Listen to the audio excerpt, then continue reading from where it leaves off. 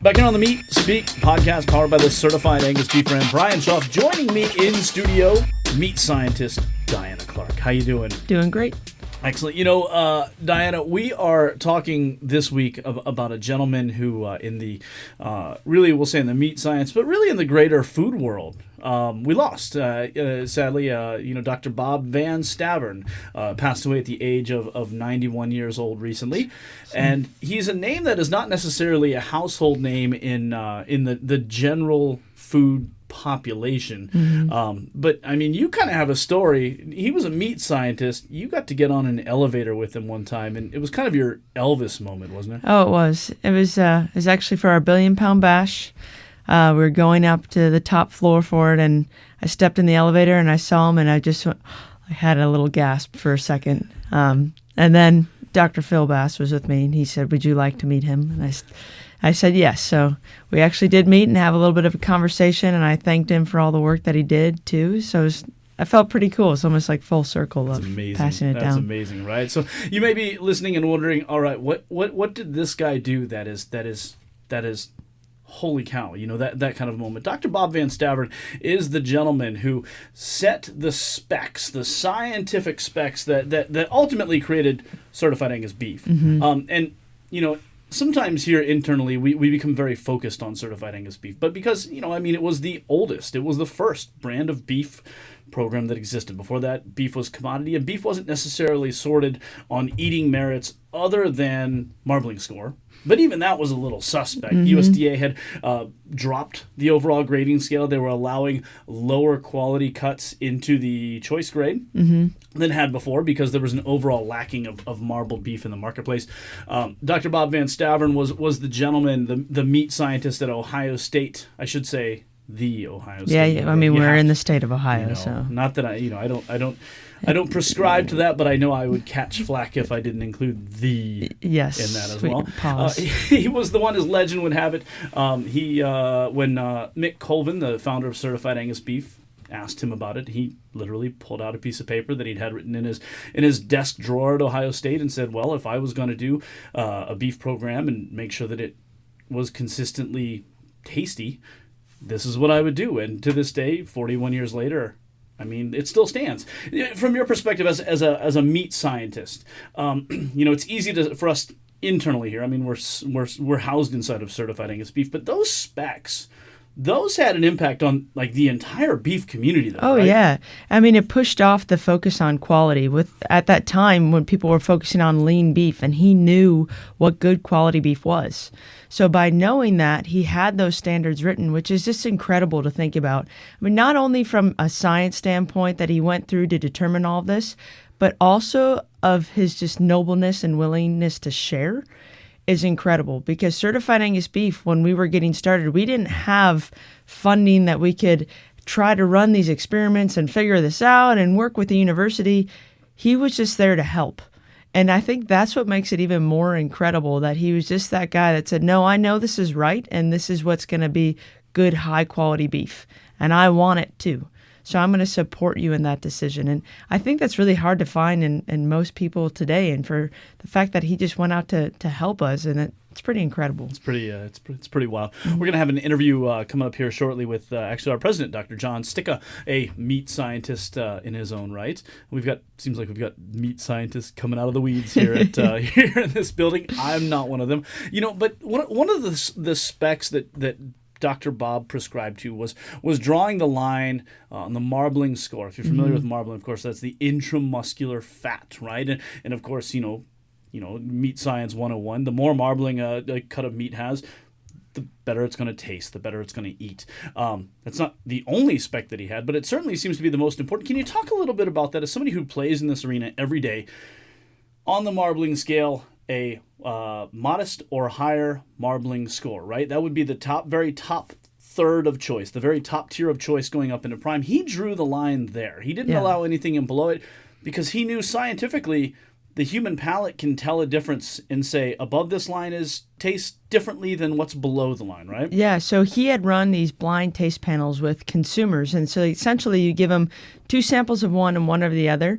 And it's called a triangle test. And you say, tell me which one's different to see if they can actually distinguish the difference between them. And this was done in the 70s. Back then, when you look at that select to your low choice, could not distinguish the difference.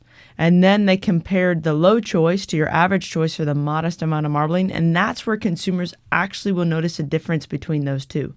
And that was in the 70s, but they still have run these taste panels today. K-State has done a panel not too long ago, I think about 2 or 3 years ago, and the exact same results. So there's just something with that amount of fat that really just makes it overall more palatable, and people desire it and crave it more. And they actually notice a difference, which is really cool to see. I mean, we kind of started that movement, and you just see it just continuing to grow. People are wanting more of that beefy flavor in their diet. Amen. Yeah. Amen. We are going to turn the page here and be back with an interview with Dr. John Stika, meat scientist and president of Certified Angus Beef, and a gentleman who knew Dr. Bob VanStavern to a pretty deep level. I mean, he's been at Certified Angus Beef for more than 20 years.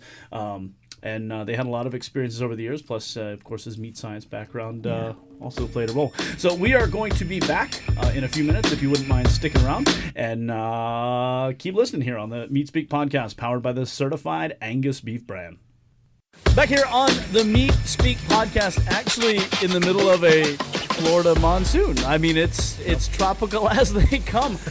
We had an opportunity to sit down with the gentleman who is actually the president of Certified Angus Beef, and we wanted to talk specifically about the passing of an individual who pretty much anybody in the meat industry, maybe you don't know who he is or you didn't experience him, but you've certainly experienced his work. We're talking about the passing of Dr. Bob VanStavern. And joining us here is president of Certified Angus Beef. We talk a lot about meat scientists on this podcast. A meat scientist in his own right, in addition to the many other things that he does on behalf of beef. Dr. John Stika. Sir, we appreciate you joining us here on the podcast. Oh, it's pleasure's mine. It's fantastic. Yeah. So as somebody who, you have your PhD in meat science, K-State, all the way, Kansas State? No, University of Kentucky for my PhD. So I'm a Wildcat all the way through, but Kansas State on my undergraduate and my master's, and then PhD at University of Kentucky. Excellent. Wildcats either way. Wildcats. Blue, I had right? to change colors, but other than that, everything was pretty much status quo. You just have to dim the lights Just a little bit. dim the lights a little bit. That's right.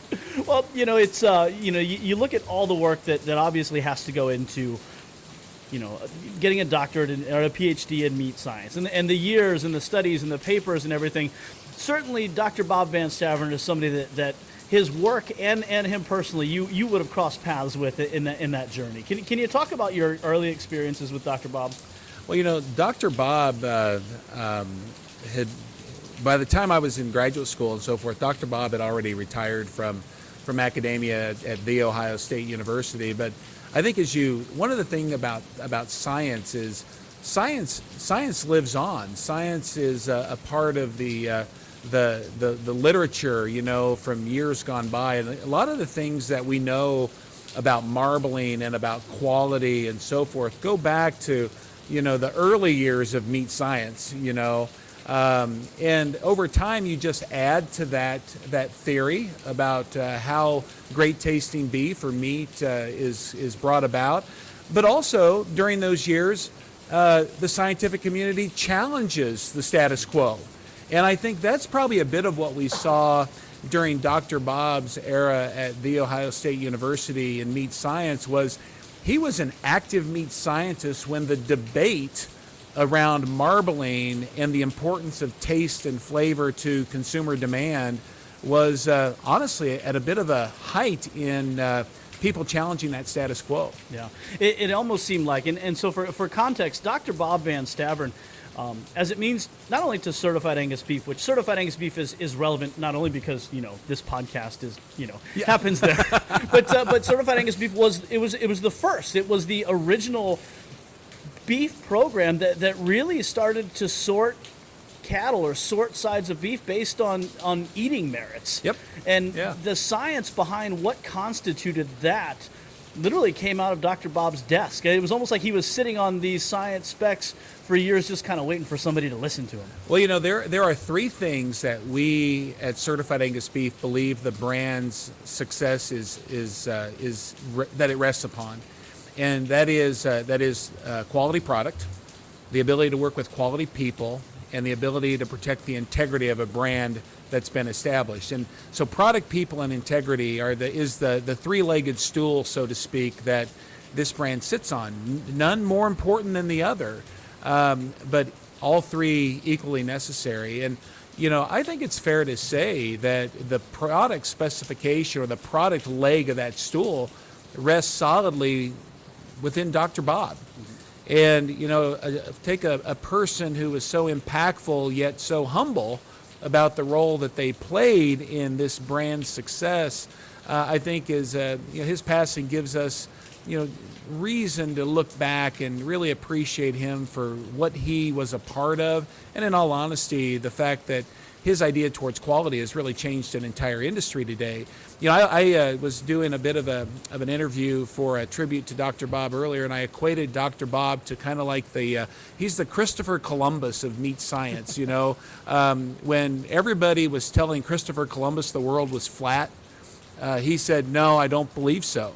And I think with Dr. Bob, when an entire industry was trying to pontificate that lower quality products was where beef demand was going to be built in the future, Dr. Bob was a bit of a Christopher Columbus, saying, "I don't believe so. That I believe it's going to be rooted in quality, that it's going to be rooted in marbling." And he really was a spokesman for quality before quality was cool. Yeah. And I think as we look back today, the things that he advocated for seem almost commonplace today after 40 years of Certified Angus Beef in the marketplace, as a plethora of additional programs touting quality have come into the marketplace. And, it's just very fitting that we look back at an individual that while he wasn't the sole founder of the brand, with the Mick Colvins and the Fred Johnsons and the Harold Ettlings and so forth, the Charles Cannons of the industry and the world at the time, without Dr. Bob, maybe the specifications look different than they did when it started. And it's an amazing story about a person who believed in something and found somebody else who believed in something in Mick Colvin. And they got together, and Dr. Bob basically pulled these specifications for quality out of his desk drawer, the way I understand the story, and told Mick that, hey, if you want to accomplish a consistent eating piece of beef and do that in a branded form, through the handwritten specs on a piece of paper across the desk to Mick, and told him that's what I would do if I were you. And there it was born. Yeah, and 41 years later, Yeah. those specs are pretty much unchanged. Actually, they've kind of been dialed in a little bit to a certain extent. Yeah. One of the things that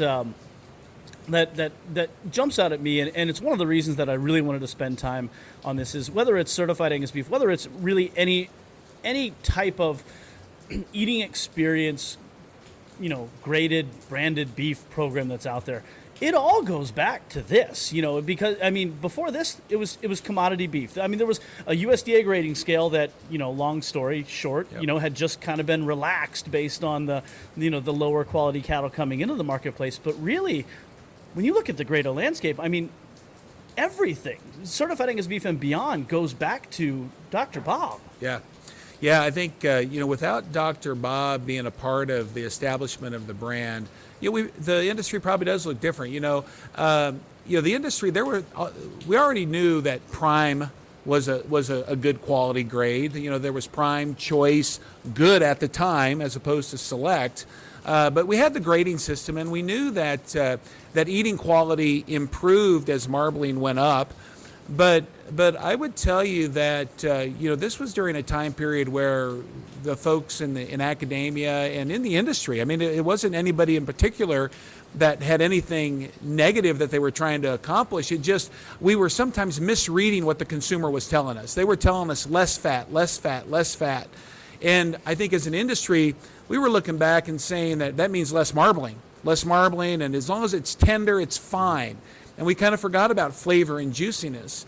And I think Dr. Bob, his genius came in the fact that I think he was one at the time that was interpreting the consumer correctly. When they were saying less fat, that means less external fat. But let's not pull all the goodness out of the product. It still has to taste good for me to want to buy it. And I think that's some of what he was a voice for, a bit of an anchor for an industry. And to your very point, here we find ourselves today that while beef demand was going down during that time period, Dr. Bob really had an idea that came along with that of Mick and Fred Johnson and Harold Ettling and those founding fathers as well, that said, hey, if we want to secure a future for Angus, we've got to secure a future around marbling and quality. And I think today, to your very point, because of that solid opinion and a willingness to defend it, today we've got an entire industry that gets it. Yeah. That gets it, and we're in a much different spot, I think, with consumer demand and ultimately profitability at the cow-calf level, at every level, to be perfectly honest, because a bit of Dr. Bob's foresight. One of the things as we look at some of those specs is the idea of, the marbling score, the modest or higher, and not just, as I have been able to kind of go through this sort of meat science, unofficial schooling over the years. You're science type. That's right. You're I'm science type. Maybe not scientist, but science type. I get it. Yeah. It wasn't a line that was just arbitrarily drawn, and it's, why do we draw the line at this marbling score? And as our old meat scientist, Dr. Phil Bass, would always point out, that was where Dr. Bob knew is where the human palate can pick up a difference between this tastes better than this, and that's why that line is drawn there. I mean, are those things that in your studies and in your work, I mean, were those things that you guys would stress to academia, or was it just common knowledge in those days? I would tell you that I wouldn't tell you it was common knowledge, but I would tell you that when I was a student, that we didn't talk a lot about premium choice. And the reality is, the reason we didn't, keep in mind that there wasn't a price signal to say premium choice was better than low choice, okay? And I think in my studies as an undergraduate and a graduate student, that's where an industry drew lines. And I think it was logical. I don't think anybody necessarily in the science community had it wrong. It's just sometimes when you forget about the original data, and it's interesting, we find ourselves today reconfirming the very data that Dr. Bob based those specifications on, that yes, there is a eating quality difference at modest zero. And the data and the consumer taste panel information confirms that. But in between there, I think, the scientists maybe were looking at, okay, we've got this big pressure for reduced fat in the diet. We've got this big pressure for efficiency in production. And even while the consumer says that this product is better, the economics are saying that we need to go this direction over here. And so I think it was more of a function of being able to understand not which data was accurate. I think probably they both were accurate. But where are we going to go? What's the unintended consequence of taking this approach? And I think that's what we found ourselves as an industry. We followed good economic data that said an industry has got to give attention to this fat issue. We didn't give enough attention to what's the unintended consequence. And the unintended consequence was, as we pursued that lower quality product, the consumer walked away from our product. And so consumers said one thing and maybe meant another. And I think that's the genius again in what Dr. Bob said. I think he as well as Mick Colvin, as well as Fred Johnson, Harold Ettling, other Angus breeders, saw the unintended consequence was that we could do this, and we're going to lose beef demand, and we're going to lose the viability of our breed as well. And Dr. Bob wasn't an Angus breeder by any means, but he had a thought process based on science that aligned with what the Angus breed needed at that time. And that's why I think he's so important to not just the success of this brand, but the success of the breed. And to your point, I think a lot of Angus breeders don't know Dr. Bob, maybe have heard of him if they're a generation older. But this is to your point earlier, this is a case where, we don't know how much we should appreciate Dr. Bob for what he did, at the time. Back here on the Meat Speak podcast, powered by the Certified Angus Beef brand. Bryan Schaff joined back in studio in the basement of Certified Angus Beef in Worcester, Ohio, by meat scientist Diana Clark. How you doing? Doing good. Excellent. One of the things, we talk about Dr. Bob VanStavern, and internally we sort of reference him as the father of the specs, right? I mean, Certified Angus Beef exists because of the 10 eating specs that that all beef has to meet to get the logo on it. And what that is essentially is it's a visual guarantee that if you buy this, it's going to be good, right? It's going to be good. Yeah, I mean, and he set those specs in 1978. Actually, he set them before that. They officially went into play in 1978. But there was one spec that dealt with yield grade. It's probably the only thing that we've really sort of messed with, and we didn't mess with it to open up more supply. We actually took it to drill down a little deeper to get an even more consistent endpoint. Can you talk about going from yield grade to what we do now? Yeah, so before, when Dr. Bob VanStavern had wrote the specifications, we had yield grade in play. And yield grade encompasses your hot carcass weight, your ribeye area, your back fat thickness, and then overall your KPH fat, which is your kidney, heart, and pelvic fat. So he had used a specific yield grade to make sure that it was falling into specification. The only downside with that is if you use a yield grade of a 4.0, well, I can have a beef animal that has a lot of fat on there, over an inch, but also has a really large eye. And it could still fall into that yield grade 3 category, which would have been acceptable, but now we have more of that variety in the program. So actually, our team here had worked on just trying to make things a bit more consistent. Clint Wallenchuk, he's still on staff here as our director of packing. He kind of spearheaded that. And why don't we just say, hey, let's make it a 10 to 16 square inch ribeye and less than an inch of fat. So now we're just taking parameters of that yield grade and being way more specific. And we also have a hot carcass weight specification as well. So we kind of just pulled apart that specification. But like you said, we made it more specific so that way you can get a more consistent product throughout. And it's incredible just by picking it apart just a little bit how much further it's taken the brand. The specs in general, even that spec, and not there are a lot of programs, a lot of other brands based on similar specs to what Dr. Bob rolled out, right down to that. And I guess as you look at the greater beef industry, I mean, what kind of testament is that to not only have the folks here in this building obviously big believers in it, but really this has been pretty widely accepted everywhere. I haven't heard of anybody who's come back and said, no, this is wrong. I know. I think it's kind of neat to see how we started in the 70s, and then the next brand of beef program didn't come about until the 90s, and it was from a packing partner that sold our brand. I think it was more of like, oh wow, this is actually going to work. Like, okay, that makes sense. It's like, yes, there's science behind all this, and I think that's the neatest part for me as a meat scientist is that it is a science-based specifications that runs this program. I'm not a good liar. I jokingly say that to a lot of salespeople, but I am not a good liar, so I could not just, hey, I know it's going to be good. No, it definitely is going to be good. Like, there's no doubt in my mind that this is going to be a great piece of meat. Like, there's no way that it's going to be bad.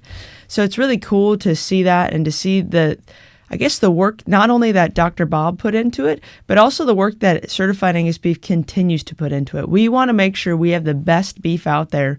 So every day we have people that wake up and just challenge ourselves of how we can improve. How can we make it better? Dr. Bob set the foundation for us to really point us in the best direction that we could be running. And we just want to make sure that we continue to do him a service by improving as we go along.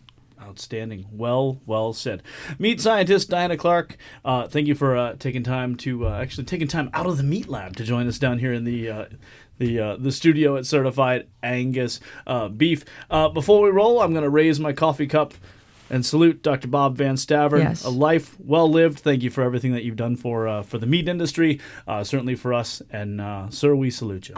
If this is your first time tuning into the Meat Speak podcast powered by the Certified Angus Beef brand, you can catch us across every major podcasting platform, Google, Spotify, Apple, or simply by visiting certifiedangusbeef.com/